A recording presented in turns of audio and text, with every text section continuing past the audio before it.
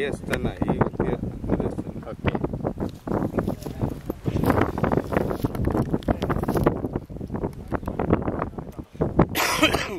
तो चुनाचा गाणा आईला कांचन साहेब, कांचन साहेब फोटो मिळाला. अरे क्लास. आम्ही आमच्या सफरमध्ये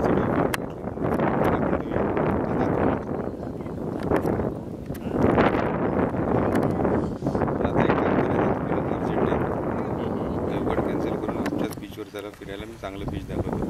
त्याच्यापेक्षा गोष्टी आहे, कळलं का? It should be successful. Rameshwar दाखवूया.